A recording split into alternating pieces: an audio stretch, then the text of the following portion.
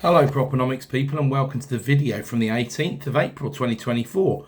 And today I was going to use the time to talk about the labour market survey that was out earlier this week by the ONS. So what's going on with unemployment, employment and economic inactivity, which is all very important. So you see all the headlines, unemployment, spiraled up to 4.2% or whatever.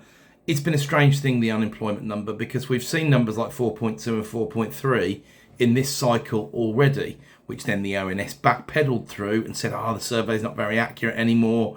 They're struggling with the accuracy of the data and they're going to do something new. We've got to wait till September until that something new actually kicks in, which is obviously not ideal because we've got to trade between now and September and try and understand what's going on. But there's a big amount of variance we need to take with the unemployment numbers at the moment. But still, 4.2 looks a bit more realistic than the sub fours that we were seeing.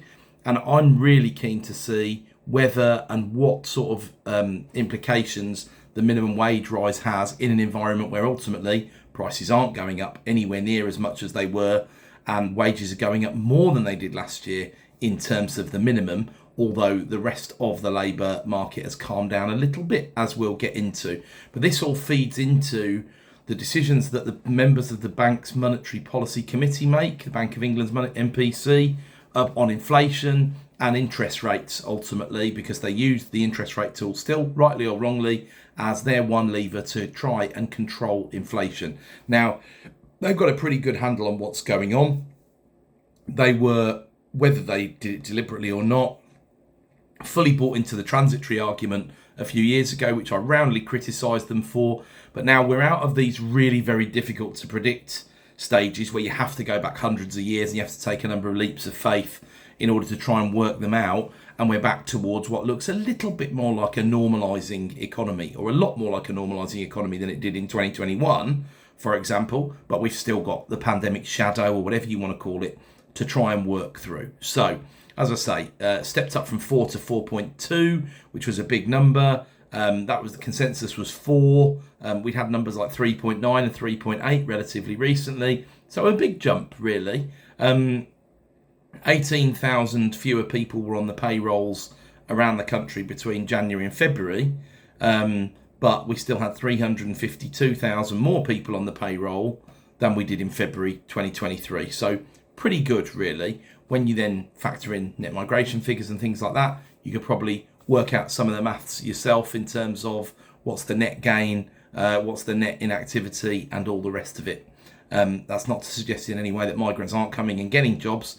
That's not the case at all. In fact, it's more likely that there's just more and more sickness, either been diagnosed or self-identified, or waiting lists have got worse since that point, even though they've just about started to improve. So we'll get into the inactivity later.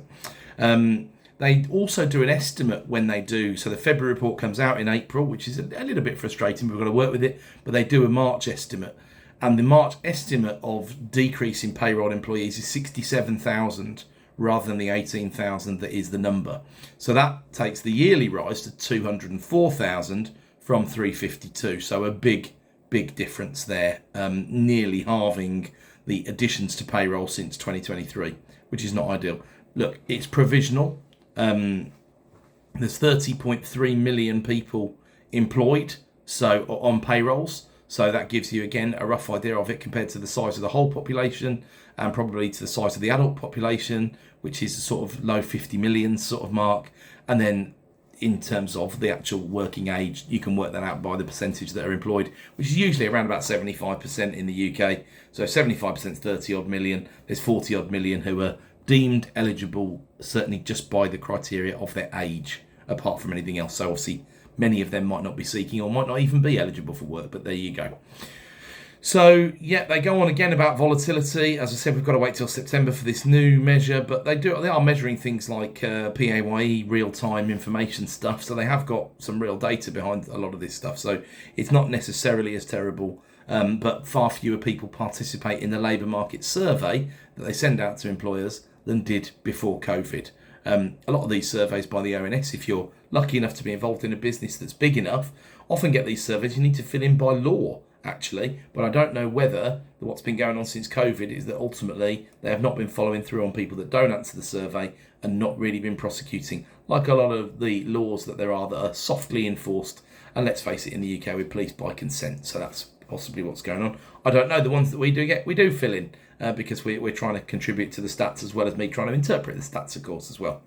But we've dropped to 74.5% of people, as I said, around about 75 usually are employed. We were at 76 in the quarter that ended February 2020, so that's deemed to be the quarter before the pandemic started. Obviously, there was a little bit of writing on the wall and a lot of speculation in February, but we weren't anywhere near lockdowns and things like that, or it didn't feel that we were historically, if you recall. So down from 76 to 74.5 over the period, and down 0.5%. We were at 75 on last check, so a big drop of 0.5%. Yes, usual caveats of the stats perhaps not being as accurate as they might like, but they're estimating 4.2 with the inactivity rate at 22.2, which is very high. Again, so almost exactly that 1 point. It's actually 1.7% down the employment rate.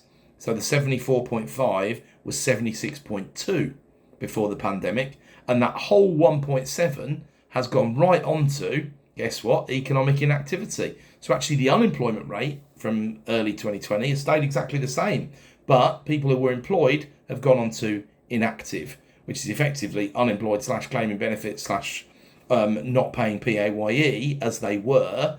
So it's a significant problem for the government and a significant problem for productivity, because if that many people are incapable of working, it's not unreal. And we're talking, like I said, 7.5 million on NHS waiting lists.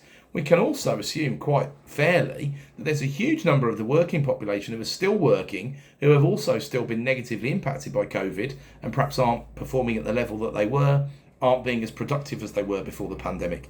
Difficult to put numbers on that. It's a bit of a loose concept, but hopefully you can follow my logic through. It's not just a binary, I'm economically inactive, I'm fine and I'm working. There's going to be some kind of spectrum there. I think it's reasonable to subsume. So 6% average earnings growth, down from 6.1.